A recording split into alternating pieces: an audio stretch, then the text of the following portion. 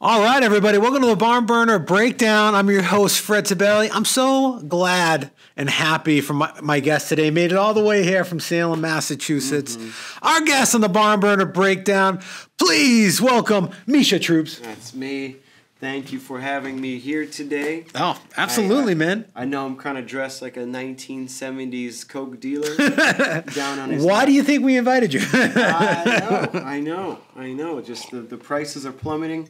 You know, I heard Coke is up. I heard Coke is up these days, and I heard fentanyl is way down. Way down. You know what? That's a good thing. We gotta celebrate to that. Yeah. Celebrate to that. I I'm more of a retired Coke dealer. You know? Oh, okay, now okay. I'm more or less going around telling children they need to live a better life. Kids, take it from me. Yeah. If you want a jacket like this, you got to sell some Coke. Yeah, just vintage. I'm trying to, as I'm getting older, I'm like, I need to have a style. Yeah. Were you a fan of Sopranos at all? Yeah, of course. Season 2, I forget. It's probably around like episode 6 or 7. I think the name of the episode is The Jacket. Yeah. With Richie Aprile, when he took the jacket, he got in a fight or beat up some guy. I forget his name. That's going to drive me crazy, whatever the dude's name is. But he gives his jacket to Tony. It kind of looks like that jacket. It could just be his jacket. The jacket! I mean, so far it's brought me good energy because I feel like some items, clothing items, jewelry, that could have some bad juju to it. Yeah. So whoever had this before me, I scored it at a nice vintage yard sale. Oh, hell yeah. So far, it's been nice. There's nothing better than getting something at a yard sale and actually using it, not putting it somewhere for the psycho hoarder part of your brain, but a jacket that you wear all the time, or a table that you actually put stuff on, a record that you play on your own player. I love yard sale shopping, but I would say maybe 95% of my purchases have gone to waste. Yeah, it's kind of the same thing. I would with yard sales, it's just people that are hoarders. They found strength within to say, I need to let go of some of this crap that I really don't need. And they just say, you know what, this is the day. It takes them 5 years to finally make it happen. And then all the people that come by and buy stuff, they're either are hoarders in the making or they've been hoarding, so I think they're all hoarders. That's a good point. You need a good hoarder to sell your hoarded materials to, because they're going to pay top dollar, because that little thing clicks in their mind where it's like, oh, but maybe I'll never see this again, or how am I going to get my, I need it. Yeah. So you need a hoarder to get rid of your hoarding. Oh, yeah. That's the only way you can justify it. I really do. What would you say? Do you remember what's an item that you purchased at a yard sale that you're like, you know what? This is a score. Yes, I do. There's a very specific one. I got a Zippo lighter, but it has this really cool white, I don't know how to describe it, patch kind of on it. It's plastic. It's not fabric, but it's a patch that has a whale sort of breaking, its tail breaking the water in a sailboat.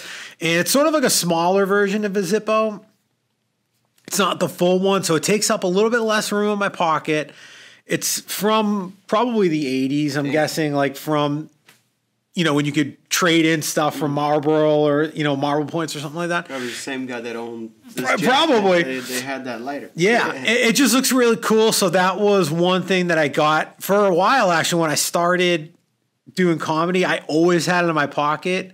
I had it as my sort of lucky item that I always kept with me. Not that I felt I would do better with or without it. I just, when I'm sitting Well, like, down waiting to go up, I need something in my hand Yeah. to sort of like move around or manipulate a little like bit. burn down the place. Yeah, might burn it down. Yeah. It's like this place did not like my dick jokes. Yes, you will all suffer. Yes, like yes. I've suffered. No, that's awesome. I bought this chair. There was like this beautiful old vintage chair, but I didn't buy it just to buy it. Me and my buddy at the time, he's still my buddy, we did this thing where we would have people sit in that chair and we would compliment them. So I bought it for the purpose of being a compliment chair. Oh, nice. Yeah, it was really nice. We would just sit people in it. We wouldn't say anything like sexual or anything about it, unless it's a guy. Guys love compliments. Yeah, I would take a sexual comment. Yeah, you have a nice beard, man. Oh, Yeah, thank you. Yeah. But I can see where it would get weird if it was some girl you're like, No, yeah. hey, by the way, No, yeah, your chest. It's always I was just in HR. I don't want sexual harassment, you know. So no, it's always like on their spiritual. You're a good person, blah blah blah. That's great. But we complimented maybe 800 people in that chair. Oh wow, it was nice. Did you get it with the sole intent of making it the compliment chair? Yeah. Nice. Yeah, because we did that. The first compliment chair was an accident. We were just walking through San Francisco. We were on our way to this area that's got a lot of people just hanging out and drinking wine or smoking weed, whatever. And my buddy was like, I want to talk to girls. I want to meet people. I'm like, we're both like improv people, so we're just improvising as we were walking, and we see this chair that this Chinese restaurant put out. At the time, we thought maybe they were throwing it away, but thinking of it now, we stole it by accident. You possibly stole it. Yeah, but we just picked it up, and as we were walking, we would have people sit in it. Old people, young people, dogs, didn't really matter. We just have people sit in it. Nice. It was nice. It was kind of like empowering. Yeah, that sounds actually real. It almost sounds like a Mentos commercial, but better. Yeah, it was just like, just make people feel good. I remember we had this dude that sat in the chair. He had the little raindrop tattoo underneath his eye. He was just serious and hard looking. Yeah. But I was like, dude. Sir, you're a great murderer. Yeah. You kill your murders are amazing. Yeah, you kill with your smile, man, But I just going off. I'm like, you're misunderstood. People knew how you're sweet and delicate soul, hard on the outside. He was like, fuck, man. He couldn't take it. Yeah, he cried. I was like, whoa. Oh, wow. So I felt good. Wow. The compliment share. Yeah. I could see that working in, would you say it was in San Francisco? Yeah, San Francisco, Southern California. I would be curious to see how that worked in maybe like a South Boston, Dorchester area. Yeah, I feel like one of those where it's sort of a little bit more of a harder mentality as opposed to that piece. You know what though? I bet I'd be surprised. I bet you'd get a lot of interest. I might just do it, Yeah. So if you see me on the news for getting shot, then you'll know I tried. We found a dead man on a chair. We don't know how the chair comes into place. Look at this piece of shit trying to do nice things, So, yeah, that was nice. That was nice. Yeah. Man, so Misha, you get around a little bit. I don't remember if we were saying this before the show or when we started, but you lived in Hawaii for a little bit, California for a little bit. Are you a West Coast dude in general, or? No, I grew up in the hard streets of Swampscott. Nice. And then I moved away, and I lived in California for 11 years. Cool. And then San Francisco, LA, and then I'm like, crap, background acting gigs and all these things are so fun, but I'm like, I actually need money, so I got into wind turbines and renewable energy. Oh, cool. I don't know why they took me, but they did. They took me, so I kind of traveled all over the country. And now I know you from comedy. I didn't realize that you did act. Actually, it's funny you say that because today I think was it Kyle Seeley? Somebody posted a picture of you on. Was it Silicon Valley? Yeah. I saw it. At first I was like, wait a minute, is Kyle like superimposing Misha, or was Misha really an actor? I didn't know that. Yeah, it was. I mean, glorified extra, really.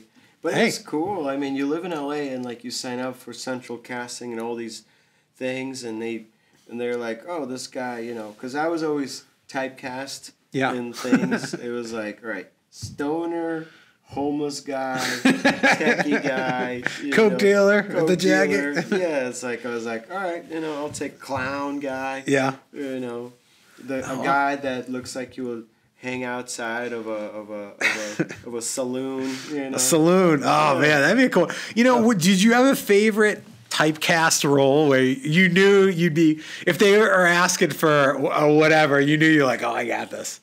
Oh man, I mean, I don't want to say the bum guy, but it's been the tech guy. I also used to do a lot of mascot gigs. Oh, okay. I worked a lot of like mascot gigs. Really? That was a lot of fun. I was our high school mascot, actually. Sick. Yeah. Sick. I used to come out, we were the Malden Catholic Lancers, and we would have a pep rally usually before each, football game. I only did the mascot for the football season, and then I didn't do it after that. But I would come out. We would always have somebody come out. We had this kid. I think his name was Mike. He was a freshman or a sophomore. He would come out dressed up in like a BC High sweatshirt or like a preppy thing, and just start being like, cocky. We're gonna kick your ass, whatever. And then all of a sudden you'd hear the Stone Cold Steve Austin music, and I would just come flying in and just like beat the heck out of him, and like everybody would go crazy. Like the glass break. Yeah. And you goddamn son of a bitch. Yeah, exactly. Hey, disrespect. that was exactly what I did. And that's sick. The place would go nuts, and it was one of those things you didn't know where exactly I was coming in for. It was always in the gym, but sometimes I'd crawl from like underneath the bleachers. Oh my God, I wanted to do a zip line. They wouldn't let me do the zip line thing. That's dope. But I would try to come in somewhere new like each time. Oh my God, it was so much fun. One time I actually before a game, I played on the football team too, but I stunned him and I landed on I put my hand down because it wasn't a matted air; it was the gym floor, and I jammed my wrist back, and my wrist was. This is against Catholic Memorial. My wrist was jacked up the entire game, like I couldn't even move it. It was so stupid. You had Why to did I do sell it? the move. I did. I'm sure they're still talking about it. Oh my God! I promise you, at least somewhere somebody remembers one of those things. I put so much. That's gotta speed be on into my run. YouTube somewhere too. This is 2001, 2002. Oh, okay. So I don't think there was really much YouTube. We definitely didn't have was that your phone senior cameras. Year, My senior year, yeah. Okay, yeah. Every year we had it was a senior that did the year before me. The person always came out as the Chris Farley character, Matt Foley, living in a van down by the river. That was always his shtick. Like everybody had a shtick each year. Cool, man. That's a cool. So I did the Stone Cold shtick, and but we didn't really. I don't. There might be footage of it somewhere. I gotta find out. Actually, now that you mention it, you gotta dig deep. For that. You gotta dig deep for that. That was the start of my entertainment career. That's legendary stuff. Yeah, I mean. Because you kind of look like you could be the son of more of Goldberg than Stone Cold. Yeah, but I can see that. Stone Cold, I definitely. And I mean, Goldberg was cool, but he didn't have any. I wasn't a WCW guy. Me too. I was old. I was WWF all the way. Yeah. I used to always. I would always dress up as like a WWF character for Halloween or whatever, but my favorite was Goldust. One time I got this really sick. Remember they were really popular for a while. Those Green Man suits. It was like a one-piece spandex with like the green face. I got a gold version of that, and I just I tucked in the head and just painted my face all. That is cool. Got the gloves. Cool. Oh, dude. I was a good goal. I was actually that was my best. Was the Goldust impression. That is cool. That would be weird at an all boys Catholic school for a mascot, but they'll take it. I mean, it was the best times. Oh my God, wrestling growing up because we went to high school around the same time. I was grade of 04. So Okay, so yeah. you're like 2 right years there. old, 2 grades older. So all those guys, Mankind, the Oh, yeah. Undertaker, you know. Yep. I remember being in a fight, you know, those stupid fights. Yeah. Like, I think I wasn't in high school, it was middle school, and I gave the kid the Sacco. Oh, Remember nice. his Sacco? Yeah. The Sacco? Yeah, the Mr. Saka. Yeah. It was so good. I love when there's a skit or whatever you call it, a run where Vince is in the hospital. And like Stone Cold hits him with a bedpan at one point, and then the nurse turns around. It's Mankind. He comes out with a Mississauga. That was the best time in wrestling too. It really was. Like old ECW was awesome. Really? I just didn't. I could watch a little WCW, but I don't know. It wasn't my thing. They had some guy. I mean, the Nature Boy. He had his entrance. Yeah, you know. He went everywhere too. You know. I think he was like married and divorced like 7 times. Yeah. So, poor guy. I think he's still wrestling. He needs the money, you know. Oh yeah, he does a weed company with Mike Tyson now. Oh, that's too. cool. That's cool. I think the Hulkster just jumped on board as well, and they do. I've never tried them, but there's an edible, a Mike Tyson one in the shape of an ear. Yeah. And then they did a Ric Flair version. Maybe it's like a limousine or an alligator shoe or something like that. Right. Yeah. No, that's awesome. I'm just happy those guys are alive. Yeah. You know?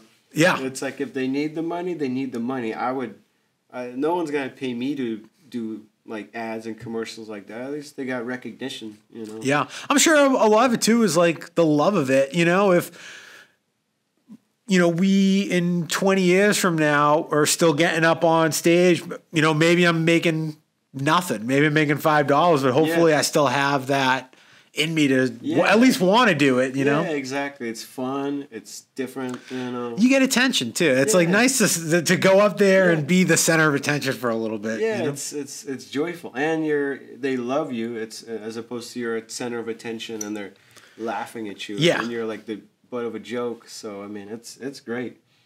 But Virgil just died recently. I think last week. Who just died? Remember Virgil? The $1 Million Man, Ted DiBiase. It actually started off as like his, I don't want to say, I don't think it was his slave, but his like helper, Virgil. Why does that sound so familiar? Let me see. I think I know. I'll pull it up.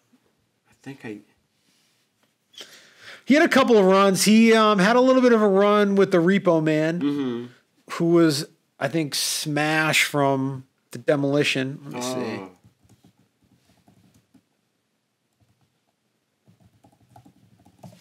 Let's see. This dude right there. Oh, damn. Yeah, that guy was great.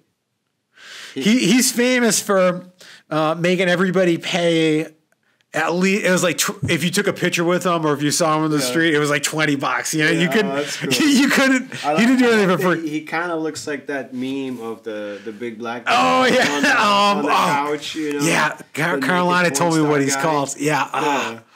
Yeah, he does kind of look like that. I bet he's got a huge hog too. It's funny because I remember wrestling was really big at the time when I was, still had a pretty thick Eastern European accent. Oh yeah. Being from Ukraine, and I remember like my buddy Scotty. Wrestling's big. We're all watching wrestling, but there's some stuff I just don't understand what that means. I remember there was one character that was a pimp. Oh, The Godfather? Yeah. Pimpin' Ain't Easy. Pimping Ain't Easy, and I had no idea what any of that means. So I was like, every day after class, like Piglet walking with Winnie the Pooh. Oh yeah. And like, Scotty, what is the meaning of pimping? And why is it so hard? Why is it so hard? Hold on, I'm just gonna grab this. Pimp, But he's just a young kid himself, so he doesn't know how to describe what the hell pimping is. When did you come to the U.S. from Ukraine? In 95. 95? So you were like 8, 7, 8? 9. So it was a hot minute ago. Yeah. Oh, I see. Oh, you just That's how you do it. Yeah, I forgot to set that up earlier. Cool. I like to if I'm like pulling something up. Yeah, it makes sense. And then if I've been really slacking with making clips for the show just because I've been actually getting a decent amount of like comedy stuff. So I've been like super busy, but I always try to at least make a couple of clips of the show, and then, you know, whatever we're talking about, I'll try to like put. That's another reason I like this like old school sort of thing. It projects well when I put a video up on the screen. That's nice. I mean, I just like that it's that core TV, you know. Yeah. Yep. Like me with this jacket with this in the back, it looks like I'm like. Dude, you need like a cigarette or something. Yeah. You need a cigarette with one of the like Hunter S. Thompson sort of like puffer things on it. I look like I'm like 7 months behind on child support, you know. Yeah. No, it does have that, like, you know, that Bill Burr cartoon.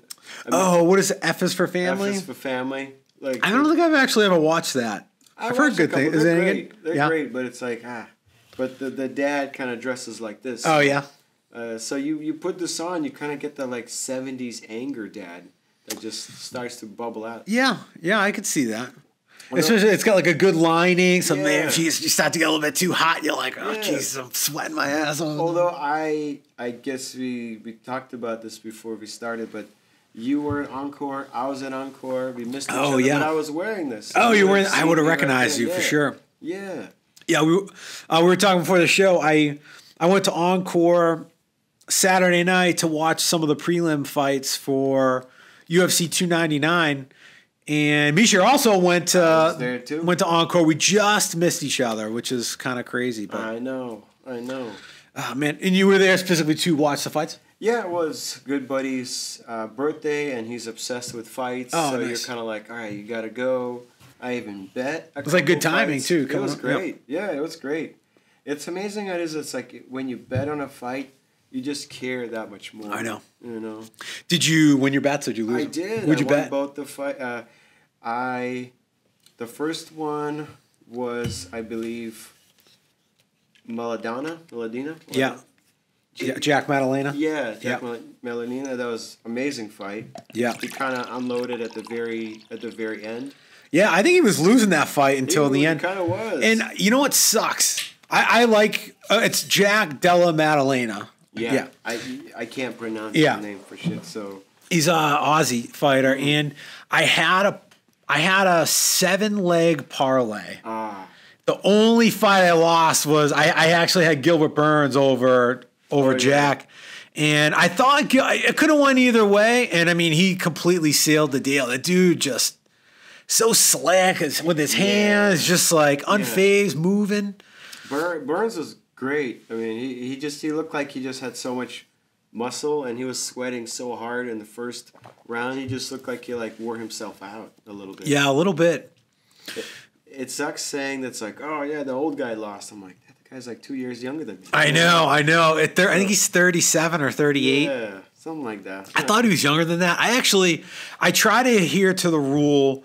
If there's a 7-year difference or more, either don't bet the fight or don't bet the younger fighter, because they usually lose, but they're usually somebody that I like. Yeah. So I don't want. I hate betting against. I won't bet against a fighter I like. I would just rather not bet it. But I do like both of those guys. I thought Jack lost his last fight actually. And I thought Gilbert was going to just out-grapple him. But the dude just... the first round, I mean, he kind of saved it all for the last round. Yeah, and he let it fly. So calm. The dude was like calm as anything, like eerily calm. So chill. Well, his face was definitely getting a little mangled. Oh, yeah, he took a vicious elbow in the first round. I think it was the end of the first round, maybe. Well, the second, he just can't coming in. Boom, caught him. He was starting to look like, at first, he came into the fight looking handsome. A couple of turds were fighting each other in his face. Yeah, he got jacked up. What was your other bet? The other one was it Page versus Holland? Oh, MVP, Michael Venom Page. And Page, of course, he was smooth as hell too. Yeah, he kind of got a little bit too, not cocky, but a little too confident. Yeah, and Holland kind of really actually he showed something, so he didn't show that he was going to be that easy completely. Yeah, Holland's a good fight. It was weird. I felt like there was a bunch of times when MVP should have just, like, he knocked him down or, like, he got him down, follow him down to the ground. But I guess he's like a karate-style fighter, so his ground game isn't as good as Holland's, and was probably nervous about getting caught in something. Yeah, he didn't want to go down. I mean, when he was on the ground with him, it didn't look that great. No. There was moments where I'm like, oh, he might just get choked out. Yeah, So. Holland took his back, I think, once or twice in the fight. And yeah, that was a good fight. That's Michael Venom Page's first UFC fight. Before that, he was in Bellator. He did a bare knuckle fight against Mike Perry. That was a good fight. That was cool. The bare knuckle guys are those fights freak me out, man. Yeah, they're brutal fights. That is scary. Yeah, I'm like, why? I mean, it's great for that moment, but it just feels like down the road in your health, mental health is already one thing, but you're literally just punching someone and getting punched in the head, in the face. It's like in the long run. I mean, it's with bare knuckle. I feel like it's more the cuts. Like they get cut so much easier, especially just like the knuckles, and they bust their hands up a lot. And there's a couple of different. There's bare knuckle boxing, and then there's also a bare knuckle MMA league, which I think Jorge Masvidal runs one out of Florida. And the bare knuckle MMA one, I do like. It's pretty cool. They still get busted up pretty bad, but I feel like people that are in that kind of sport were the same kids that remember in cafeteria and break room in high school. They played like the nickel game. Where Oh dude, I used to love against the knuckle. Then you just like, no one does this anymore. I know. Is there a bare knuckle league I can join? I want to feel the old thrill again. Dude, I have not thought about that game in I don't know how long. I wonder, do kids still play that? I don't know. I don't think so. It's between battling peanut butter addiction, not addiction, but, peanut butter allergies. It's like probably so banned, Yeah. I mean, I hope. Dude, my knuckles used to get busted out playing that game. I'm trying to think what other games were there that were extremely violent that we played as like young kids. I don't know. I'm sure there's a ton.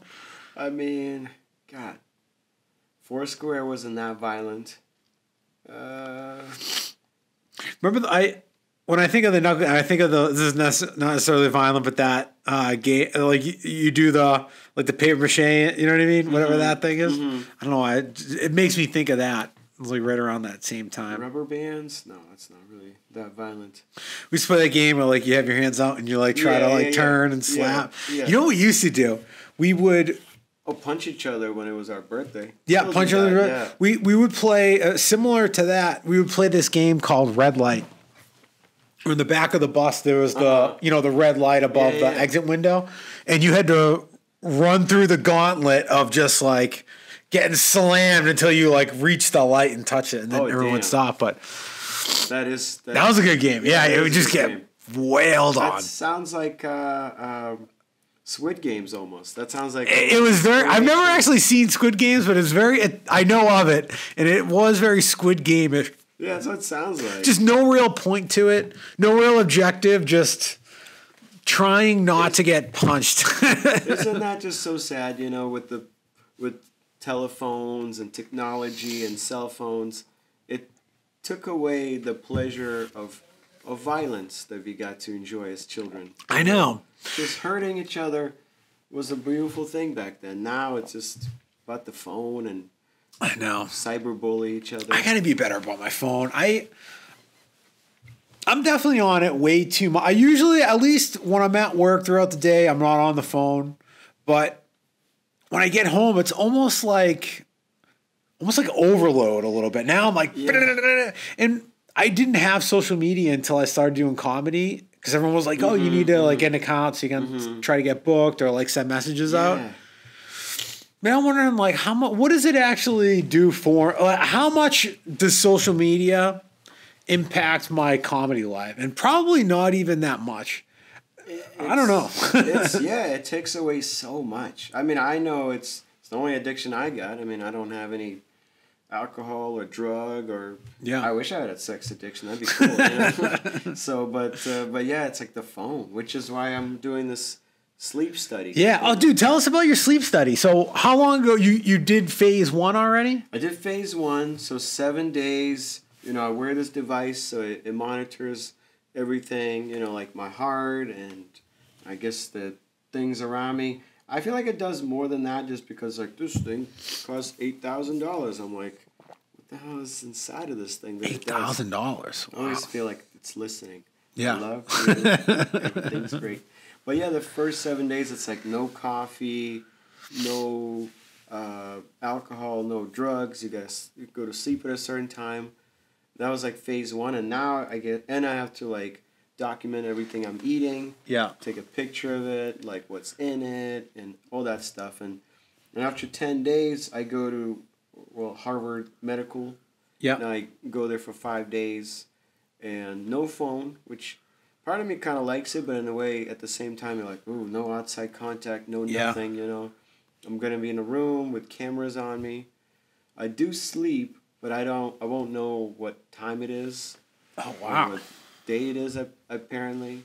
Like, I can still do stuff. Are you going to have any interaction with are there going to be other people there at all to interact with? Just like a doctor to come and, like, you know, measure me. And I guess I got to insert something in my ass or something. You know? So really that'll help you looking sleep. forward to that. Yeah. Oh, nice. It's like I'm just catching some Z's with a cucumber up my ass. Yeah. So it's going to be terrific. What was that sounds amazing. What made you want to do the sleep study?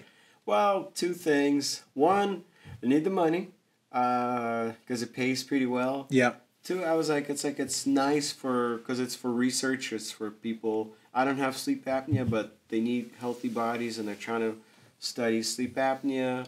And also people that have, like, night shifts and, like, have weird schedules. And I had a buddy, I used to work with him. He was my traveling partner when I was working on wind turbines. He died from sleep apnea. Oh, really? Yeah, it's like, you know, to save money, you're on the road, so sometimes you split hotel rooms with guys.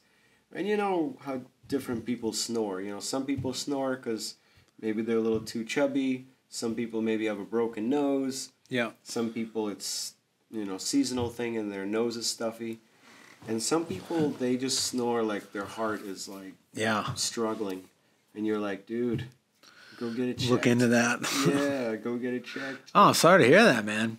It's funny. I don't think I ever really thought of sleep apnea as a potentially fatal thing. Yeah, it sneaks up on people. You know? Wow. I mean, it's if you're not breathing properly. Yeah. It just all sorts of stuff comes up. But this is a comedy show. He died laughing.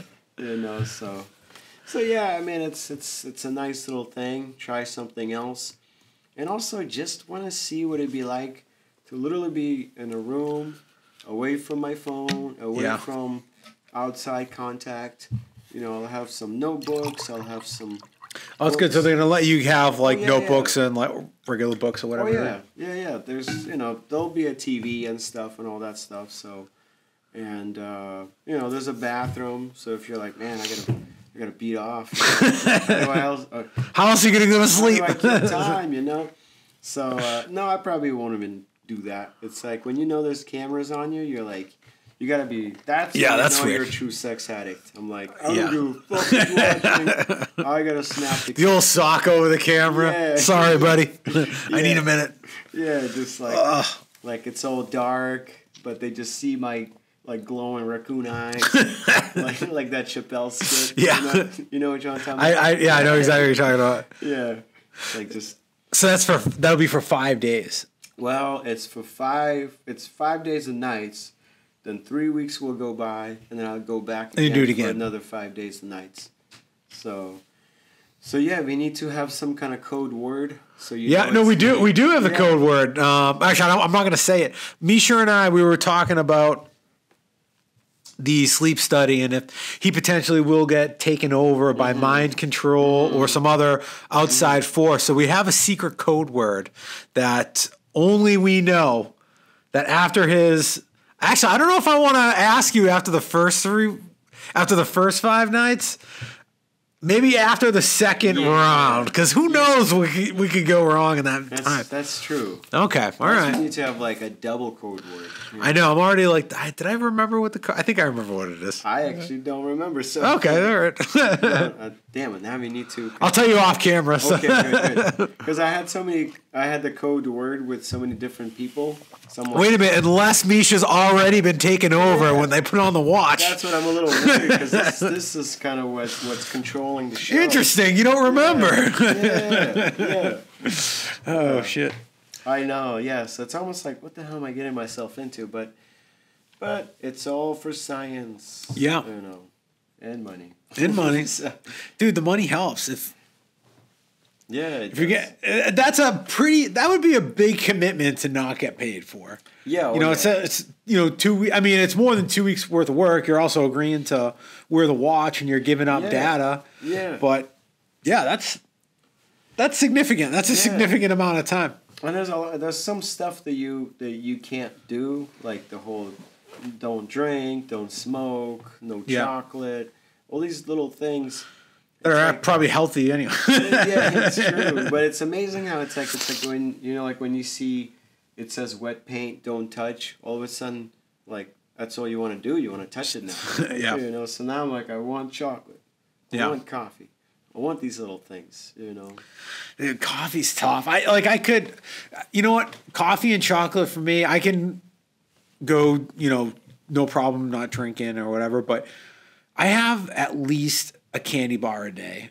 I'm like a candy bar addict. I had a Milky Way today. Yesterday, I had a Milky Way over the course of the day. Mm-hmm. A Milky Way, and I think probably around somewhere between like 4 to 6 cowtails, I think. Usually, like when I stop at a gas station, cowtail, whatever. And I'll snag 2 of them. So I definitely made 2 trips for cowtails. I think I had I might have had 6 cowtails. Day before that, definitely Milky Way at least. I don't remember what else, but I'm embarrassed to say I know Milky Way, but I know like Bear's Claw, but I don't know which one is Cow's Tail. Cowtail, okay. Yeah. It's like a caramel. It's like a long know what a bullseye is? Mm-hmm, mm-hmm. It's sort of like a long bullseye. I mean, it's better than an Abba Zaba. I know of Abba Zaba, but I don't think I've ever actually had an Abba Zaba. Oh, okay, yeah. Oh, yeah, okay. Those things. I've had these bad boys. Yeah. Oh, yeah, they're good now. They come in a bunch of different. There's an Oreo one now, a chocolate one. I like just the pure classics myself, but no, they're great. You get me around a cowtail, and we're gonna be. Yeah. There's gonna be some issues. I'm eating them. I get it. Slim Jims. I am not healthy. Also, eat a ton of Slim Jims. I drink a lot of coffee. Yeah. Don't look it, man. You're crushing it. Yeah, this is all smoke and mirrors. My heart is a ticking time bomb. We all have our vice, We all have our vice. Oh, absolutely. I mean, I think I love beef jerky a ton. Like, I need a beef jerky. And I've tried all sorts of weird beef jerkies, You know, ones I've been into now, I like beef jerky, but I think they're called fatties, or maybe that's just like the version of it is the fatty, but it sort of looks like a Slim Jim, but it's like little chopsticks. Yeah, and they're like long too. Oh my god, they're so good. I have seen those. They make a pepperoni version that is the best thing I've ever had because it's like the crunch, the snap, but it's almost like a buttery, soft pepperoni in the middle. Oh my god! Good. I'm gonna go to the gas station after this. Oh man! Although next time you're ever in Salem, if it's before 6, you gotta go to the cheese shop. The cheese shop. I know it's bougie. They have these little salami sticks, and they have like garlic in it, all sorts of stuff. It's a panty dropper. Salami. When's your birthday? January 24th. All right, January 24th. I'll get salami stick. I'll get you the all right, I like it. I'll get you the premium stuff, Oh, man. Dude, Salem's a great time. I really like Salem. And I know you from Allie's shows and Allie's mics and stuff like that. Well, When did you start doing comedy in Salem? Man, I kind of took a long break when I was on the break. Yeah. Well, on break. When I was traveling with the wind turbines and stuff, I would do comedy here and there, but I was never in one place long enough. Yeah. And then I tried to do some comedy back in Hawaii, but it was during COVID, so there wasn't much going on. So when I came back, that's when I'm like, all right, kind of get myself back into some comedy. And yeah, little by little. Were you in Hawaii when the lockdown happened, or did you go to Hawaii once everything started getting a little bit? No, I was considered, what do you call it? What are those people that were considered at the time were like important? So essential worker, yeah. So I kind of had a small contracting company. We were working for a big company called Siemens, and I kind of was just trying to get my company to send me to Hawaii for the longest time. Yeah. At first, it fell through. Coincidentally, it was because my buddy that passed away from the sleep apnea, because he passed away, his cousin was in charge of a big project. So he was going to like, screw it, I'll send my cousin and this kid with him. But then once my buddy died, the guy was like, screw it, I don't really care. Yeah. So instead of going to Hawaii, my company sent me to Minnesota like a couple of weeks after Christmas. And it was like nightmare. I've never experienced such freezing weather. It was like I was there every day. The warm day was like -10. And I was there during like the polar vortex when it was like -56. So I was like, you bastards, you owe me this trip. Yeah. So I pushed it hard on him, like after I came back from Alaska. And I was like, send me there, you bastards. And they finally did. And it was a magical time because there was no tourism. The beaches were open. Yeah. Everything was pretty chill. And it was quiet. And I stayed there for about 7 months. Oh, that's awesome. Yeah. Truth is, my contract kind of ended after 3 weeks. Yeah. And they were going to send me to Chicago. But I'm like, this is better. Yeah, like the White House is getting like attacked by random people in buffalo hats.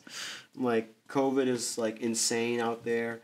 Let me just stay away where I am and chill out for a little bit. Yeah, that's what I did. I was selling weed muffins on the beach. Actually, my roommate, he made this batch of weed muffins and he had all this batter with CBD in it. And, I'm a fatty, so I love sweets and all that stuff. Yeah. And he was like, hey, try some of this. And I ate some of it, and I forgot that it had CBD in it. So I got really high, and then I forgot that I had Muay Thai to go to. And I was feeling it. I was pretty messed up there. Yeah. It's pretty messed up there. There is like a weird little level where I feel like it could be beneficial. You know what I mean? Like you feel like you kind of like get in the zone, but then I imagine you take too much and you go and you're like, oh boy, like what did I get myself into? I thought it was gonna be cool too, and then I'm like, this sucks. People are punching me in the face. Yeah. And I had Hawaii is such an interesting place because it's got so many different little extremes. You either have the guys that are always surfing, you have the guys that love their food and whatever. They're pokey. Yeah, they're pokey, and almost every other person in Hawaii knows some form of martial arts, jiu-jitsu, like Muay Thai, whatever, you name it. And my coach, Brian, he was one of those hard-ass extreme dudes that would fight guys at bars. So he was definitely like, what the hell are you doing? Yeah. Smack you on the head. Smack you around a little bit. And I can't be like, dude, I'm fucked up right now. So yeah, that was traumatizing. But did you do any surfing when you were out there? I did. Nice. I did. I learned how to surf out there. It's a wonderful place. Yeah. But I will say, people that if you've never been to Hawaii or like tropical destinations, if you go there, it's nice to hang out there and be there. But after a while, the island fever thing, it's kind of real. Yeah. I started to feel like, all right, why do I miss a cold, miserable winter? Yeah. I started to be like, if you're constantly in paradise, after a while, you're like, Yeah, there's something about going through winter, fall, spring. It does, you know, there is some sort of conclusion to it that feels good. Yeah, it makes you appreciate it. It makes you be like, you know what? Even though the last few winters have been fairly weak out here, still like, you know, it's still cold. Yeah, it's cold today. Yeah, I wasn't prepared for it. I was just waiting outside for them to open the door. I'm like freezing. I'm like, I should just wore a jacket. yeah. I didn't realize it was so chilly out, but yeah, no, it's true. But so yeah, I'm like, you know what? It's time to come home, and I'm happy I did. I've been there a couple times since. Yeah.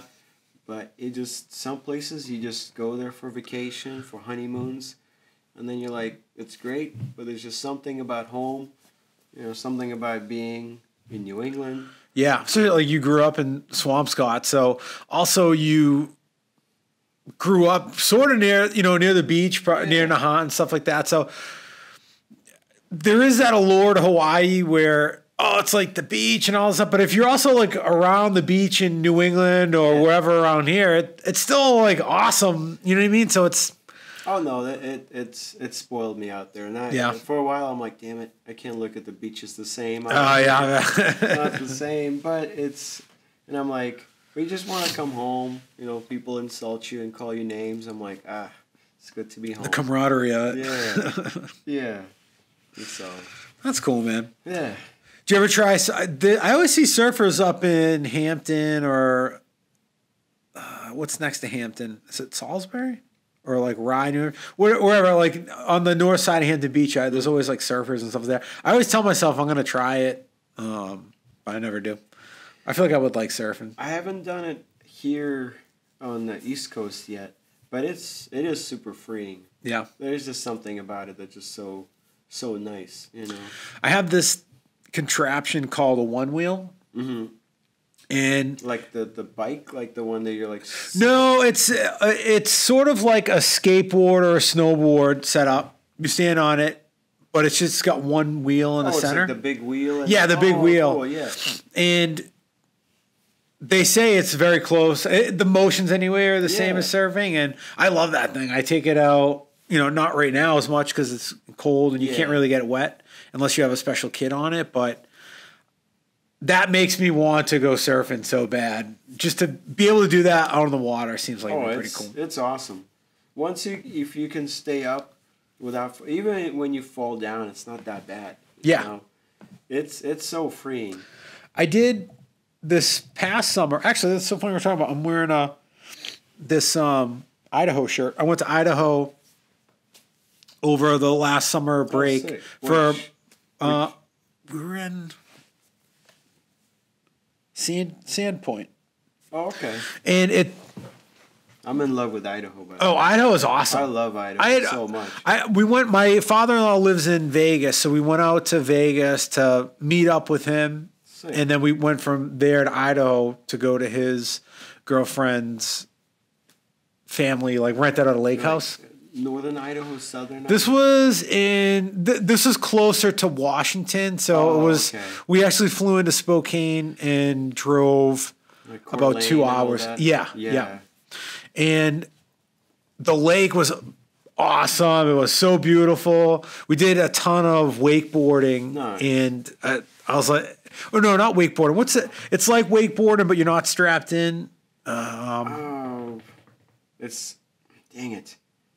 Something boarding. Yeah. But it was very like surfing adjacent. Yeah. And I was actually doing fairly well on it because I think the one wheel helped me out.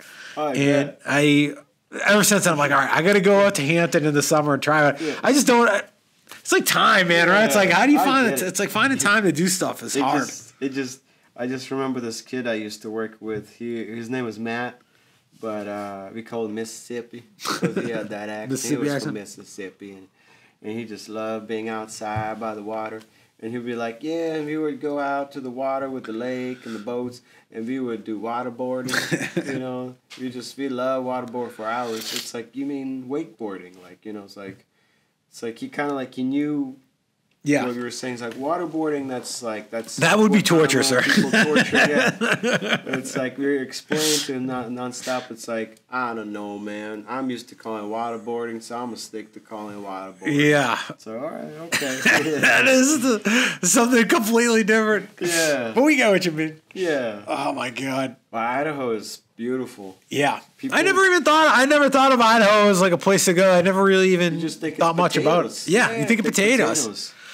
I I was picturing it exactly to be sort of like more flat yeah. farmland, but not where I was at anyway. It was really cool. Yeah, and well, because I lived there too during my time with the turbines. I lived there for a full year and 3 summers. Yeah. In Boise. And yeah, I just love it. I actually know. So there's 2 reasons why they call it the potato. Okay, let's hear it. The first one is kind of everyone obviously is the potatoes, but it's when McDonald's became huge and it started to franchise everywhere, they were getting all their potatoes from Idaho. Interesting. Because it's like they do have these massive, huge potatoes. Yeah. And one of the reasons is because during the whole Ice Age period, because there used to be a massive, like mile tall ice sheet over that area. Yeah. And like Yellowstone's not too far, so there's like a lot of like volcanic activity underneath. So the soil is really rich. Yeah. So it makes the potatoes huge. Huge. Yeah. Makes the potatoes huge. Oh, wow. You know? So McDonald's and volcanoes are why Yeah. we call Idaho the potato state. The potato state. It's the truth is it's actually the jam state. You know, the rocks, the pretty stuff. Yeah. It doesn't sound as cool. You know? No, not at all. But Idaho is cool. It is. So when you were traveling along with the wind turbine company, what other places did you go to? Oh man, went to a lot. Southern California. It was like this place 2 hours east of San Diego. So we're on like the Mexico border. 80 degrees every day. 80 was a cool day. It was 90s, Yeah. 100. It was bad. We were like this wind turbine farm. It was called the Ocotillo Wind Farm. And it was bad. It was like notoriously legendary bad. Like they should never have built a wind turbine there. Yeah. I mean, wind farm there. Because it was like, it wasn't just Native American land. It was like ancient. Oh, really? Like they would find relics from like 30,000 Wow. years ago and stuff. So like weird energy was there. Yeah. And then it was also Western Mass. I mean, not Western Mass. Western Washington. And then North Dakota, Iowa, Arkansas, Kansas, Michigan, North Dakota, South Dakota, Oregon, part of Florida, but it was just, they had like a big training facility there. Yeah. So. Dude, you got around. Oklahoma, ton of Texas. Yeah. And of course, the place I fell in love with the most, Idaho. Idaho. Yeah. Hell yeah. So yeah, it was all over the place. Yeah. And it was mostly like these little towns that you think nothing is there, but then you meet these nice people. There's a lot of nice people. That's how I felt about Sandpoint. When we were at a lake house, but maybe like 10 minutes from a little downtown area where they had a really cool brewery, a bunch of restaurants, a yoga studio, bars, all these little venues. And you would drive past it, right? Yeah. You would never even think to stop in if you didn't have a reason to be there. And the people were amazing. And everybody likes to talk to you when they hear a Boston accent. Yeah, it's kind of interesting because like you'd never go there, unless some weird destiny brought you there, And I still stay in touch with some of these people. Oh, cool. It was nice. Yeah, I guess that's the good part of social media and all that addictive technology is you can overdo it for sure. I overdo it, but you do get to have that option to make it easier to stay in touch with people like that. Or maybe even if you don't talk to them, sometimes just liking a post of somebody that you knew in like high school or you met on a weird work trip somewhere, like that's a weird way of staying connected, It really is. It really is. It's weird. Sometimes like you meet a stranger, you can have such a deep conversation with them that's like, how come I've never had such a deep conversation with some of my closest friends? Yeah. But some people, that's why it's so important to get out there and meet people, Yeah. It's almost like you don't have that preconceived sort of notion about anything, and you really do have to have an honest conversation when it's somebody you don't know. Yeah. It's just, I feel like that's with me anyway. When I'm talking to somebody I've never met before, I'm usually a little bit more on point. I'm usually a little bit less relaxed, and it tends to be a little bit more of an in-depth conversation, And it's crazy. It's like, well, this is how I know this guy. Like, I don't know anything else about him. Yeah. So, yeah, it's cool. And it's almost like some of these people, you'll never see them again, but it's just like, had something. Had a little moment with them. Yeah. That was good. It's weird. I got messaged. I don't remember if I talked about this last episode or not, but I got a message on Instagram from some random girl. Mm-hmm. Never met her in my life. Never talked to her. And she was visiting I want to get this right. It was either Portsmouth, Maine, or maybe Portsmouth, New Hampshire, or something like that. Yeah. And she was up there with her friend, and somehow or another, she ran into somebody that said they were related to me. Really? And they were talking about comedy or something, and he was like, "Oh, follow my cousin. He's a comic."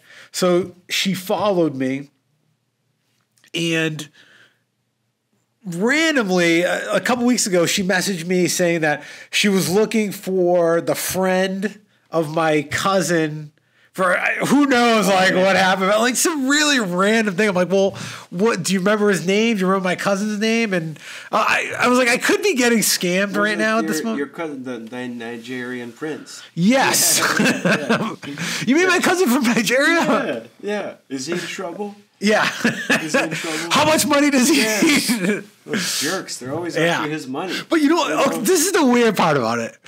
This person, I don't remember the exact moment they followed me, but I know from over the past year, I always see them looking at my Instagram stories, and occasionally they'll like a post or whatever. And I'm like, who the hell? Did I go to college with them or something? Like, I had no idea who it was. Yeah. It was just so weird after they messaged me that. I was like, I don't know if I can fully trust this person, but I want to so badly.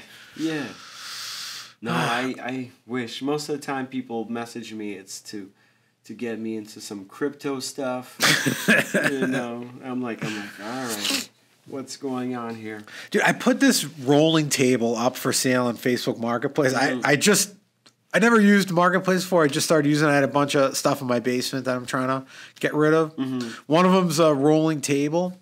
From the sex dungeon. From the sex dungeon. It's actually a really nice table. It's from Jordan's Furniture. Oh, damn. So I bought this when I first moved into an apartment.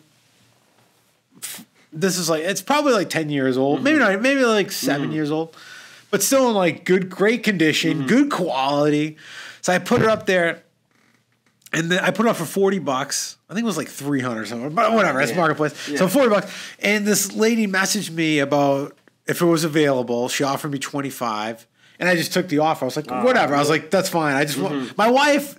If I don't get rid of this table soon, my wife is gonna kill me. Yeah, she's so sick of looking at it, tripping over it. Exactly. I'm gonna get a divorce if I don't get rid of this table. It's a typical dude's coffee table. Yeah.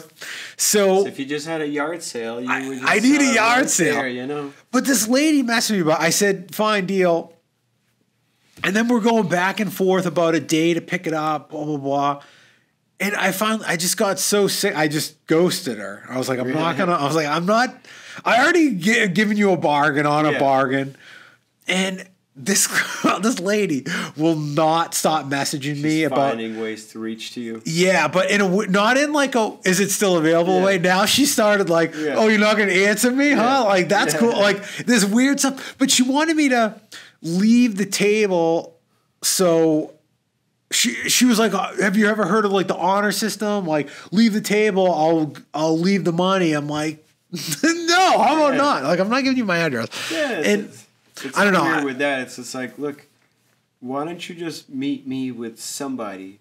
I will come alone. Yeah, or like you can come to my house and get it just when I'm here. Yeah. Like, I don't know.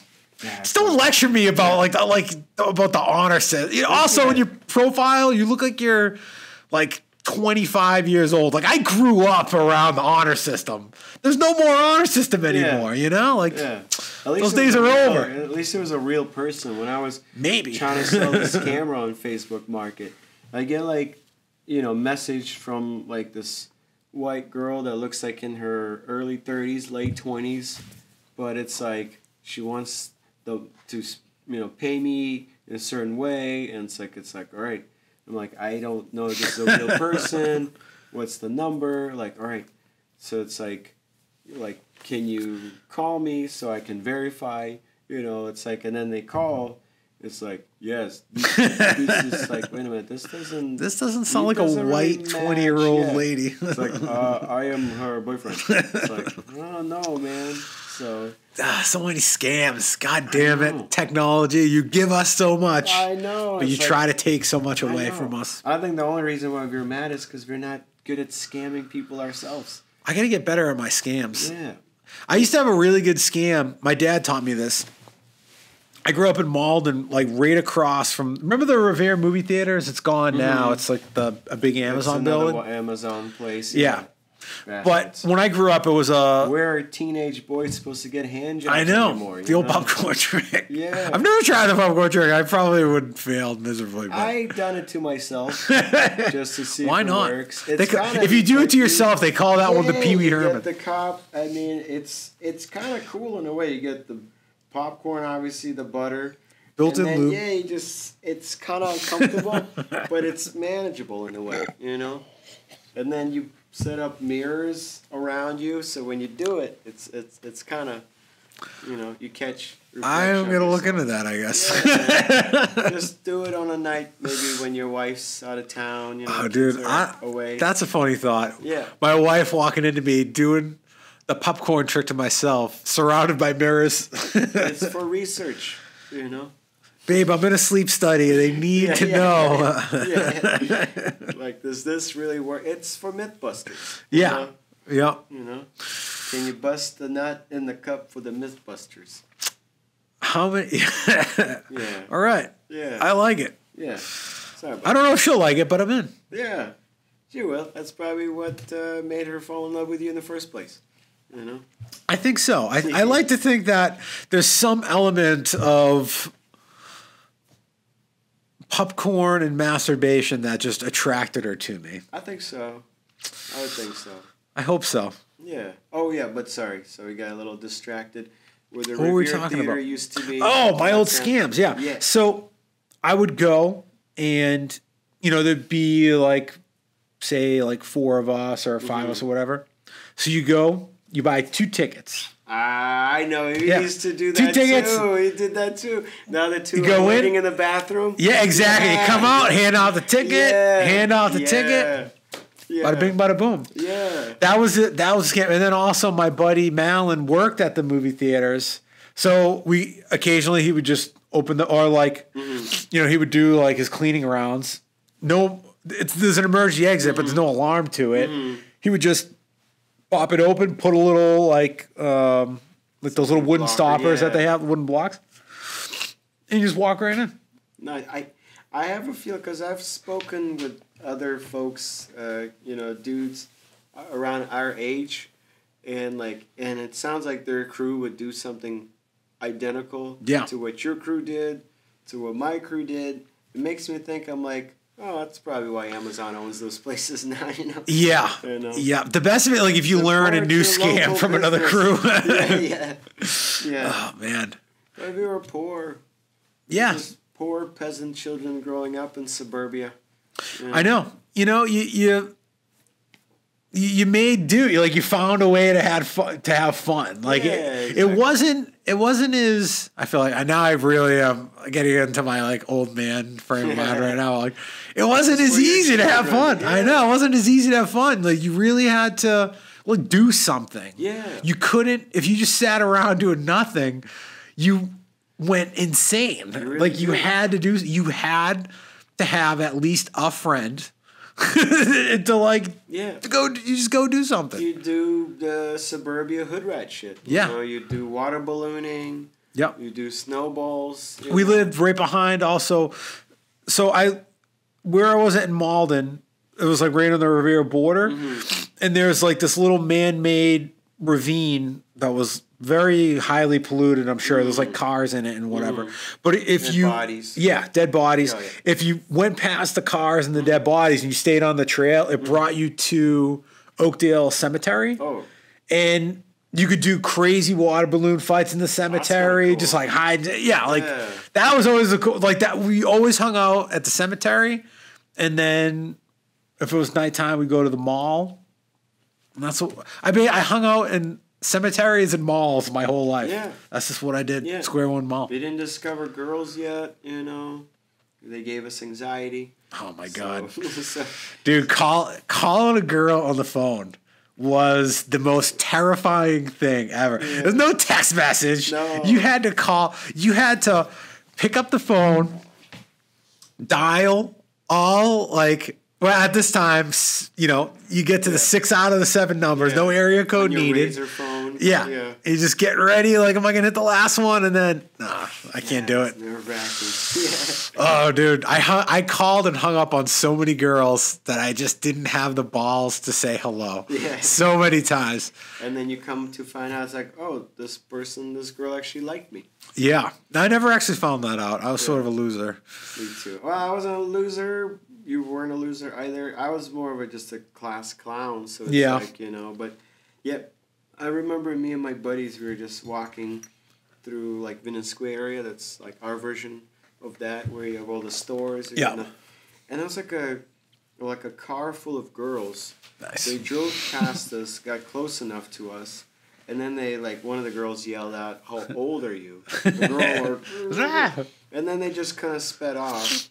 I'm the fastest one in the group, so I was like sprinted after them just to yell in my like shy pubic voice, like, "You're 17." And then they just looked at us and sped off. Like, no. The only thing I got from that is that my friends still remind me of that. You know, 21 years later, it's like, "We're 17." I was like, fuck you, at least I tried. You tried, dude. You gave it the old college try. Yeah, I mean, it wasn't like they were going to pull over and be like, all right, come on in. Yeah. Take your pants off. On the basis. 17 sounds good. They passed the test.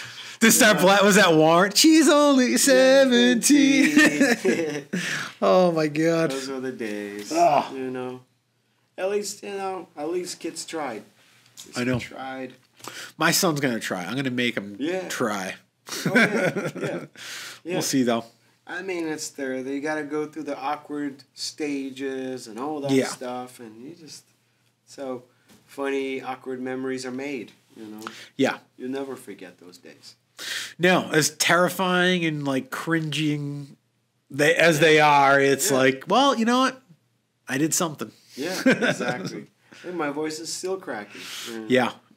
Forever going through puberty. I still, thank God, I'm married, because I still can't. My wife had to talk to me. I just still, I don't know what it is. I can't, like, talk to girls very well. Like, up until, you know, whatever. I mean, I don't, like, go out and try to talk to girls, but up until my wife actually, like, made me go out with her, I just couldn't do it. Yeah, I don't know. It could be quite nerve-wracking. I know. Yeah, it, like, depends where you're at, you know, where your mind's at. Yeah. I mean, but it's fun, but it's almost like if you're too good at talking to girls, it's like, what exactly are you doing? It's almost not supposed to be that easy. I know. But there's always one dude in the crew where it's so easy for them, and you're like, oh, you son of a bitch. Like, how? How did you do that? No, for us, I remember when, you know, there was a party, you almost get nervous. I'm like, oh my God, there's going to be girls there, and I gotta talk to them somehow. You know? Yeah. You know what was actually more of like a pain in the ass than anything? My younger brother was like, could talk to any girl, like always got the girl. Like he was like that dude. And I would always be like, oh, God damn it, my younger brother. I got to be like jealous of this fucking asshole. Like, how do you do? It's like, I need advice. Yeah. What do you do? And they'll always be like, just be yourself. You know? Yeah. I'm like, no thanks. Like, but me is a nervous train wreck, you know. I know. And then and then you're like, it's nothing to it.